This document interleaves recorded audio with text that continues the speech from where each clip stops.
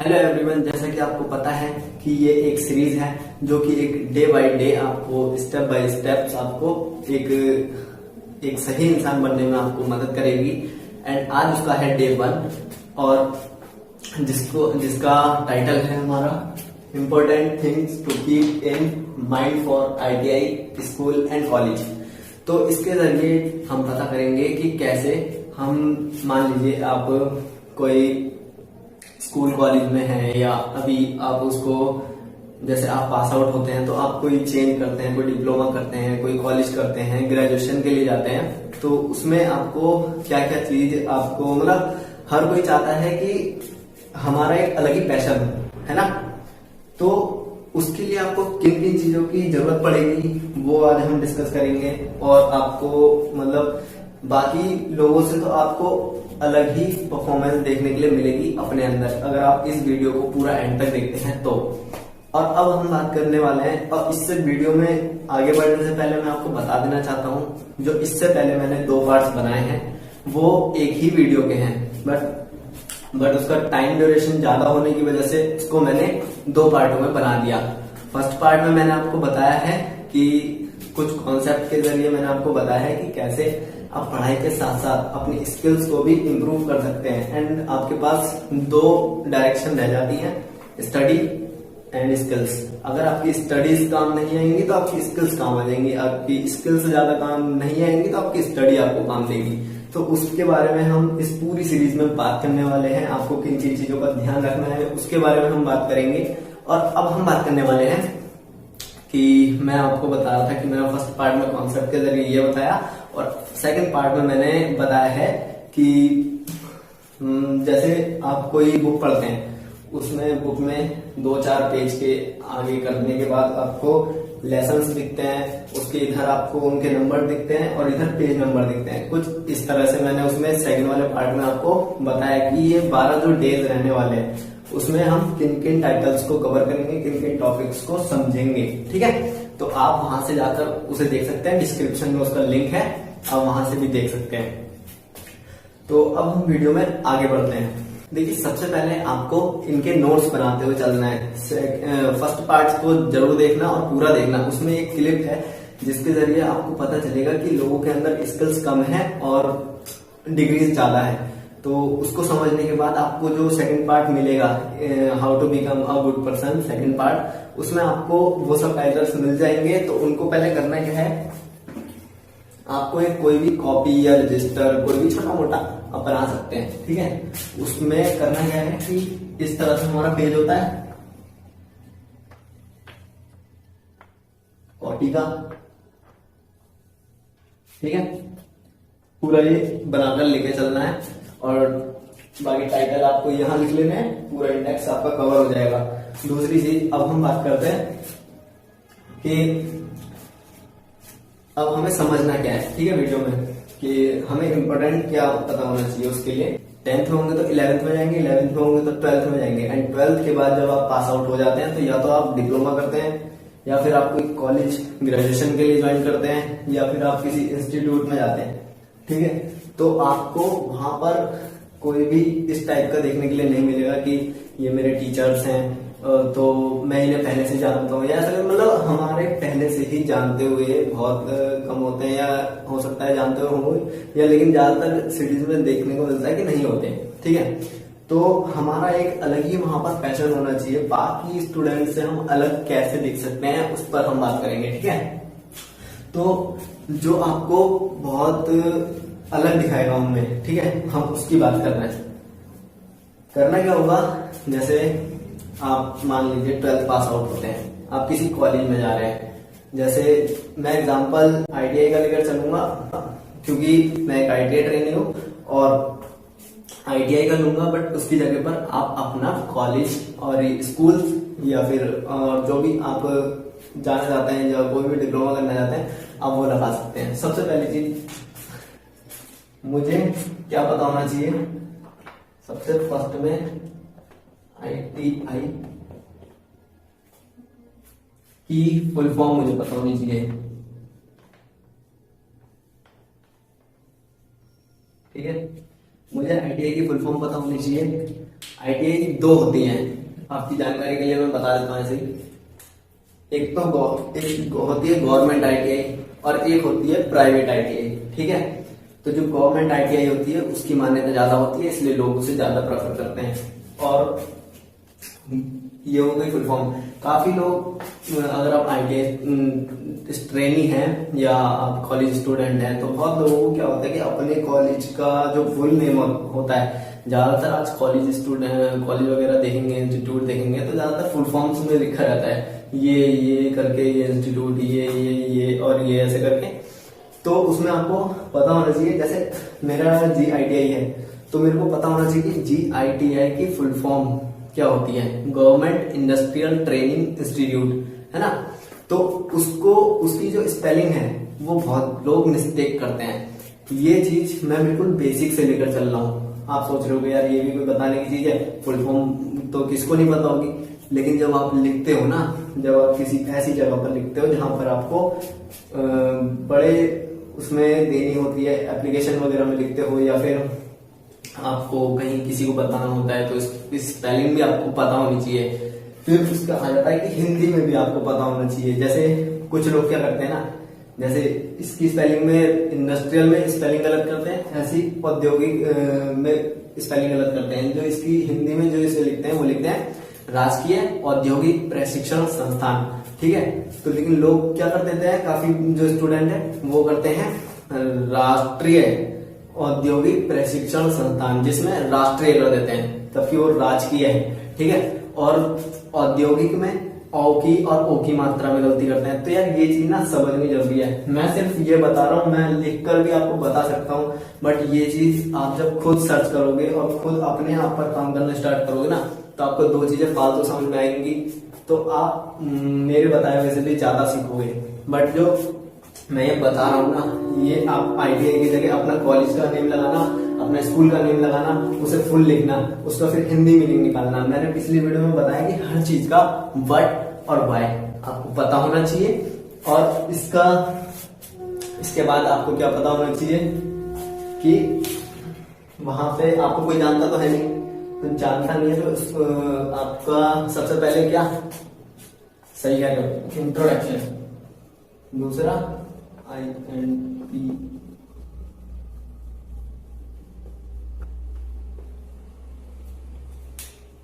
Introduction. सबसे पहली चीज आपका परिचय।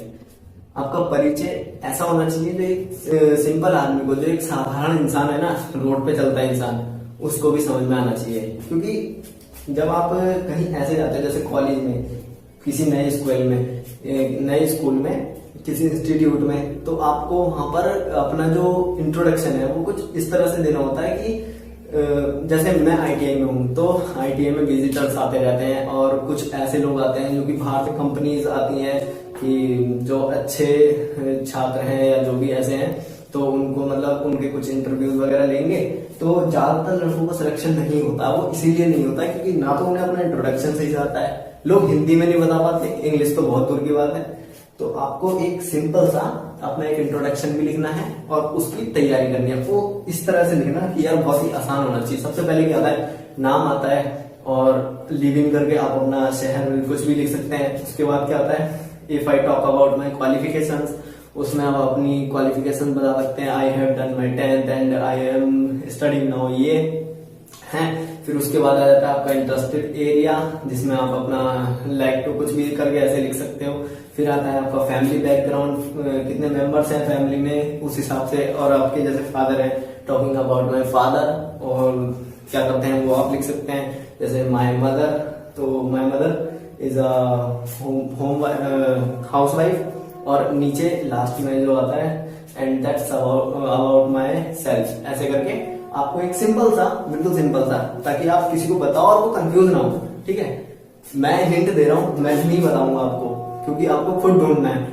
क्योंकि जब आप इन चीजों पर देखोगे ना, जब इनमें अपना दिमाग थोड़ा सा लगाओगे, तो आपको कुछ और एक्स्ट्रा भी चीजें मिलेंगी जो कि आपको बहुत ही हेल्प करेंगी। इसी तरह की पावरफुल वीडियोस और आगे को आएंगी, जिसमें आपको और भी नई नई चीजें बताऊंगा। टाइटल में मैंने बताया पार्ट 2, आप 2 भी जाकर देख लेना।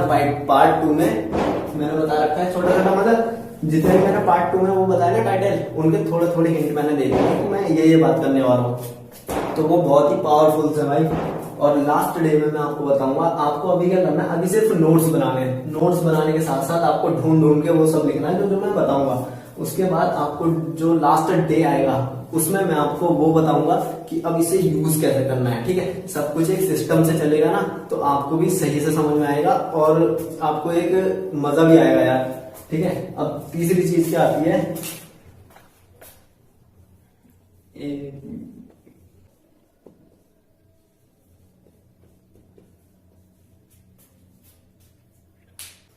जो हमारी थर्ड चीज आती है वो आती है हमारी एप्लीकेशन। एप्लीकेशन क्यों जरूरी है? देखो आप कहोगे यार आजकल तो ईमेल का जमाना है, ये है वो है, तो उसमें जरूरत नहीं पड़ती।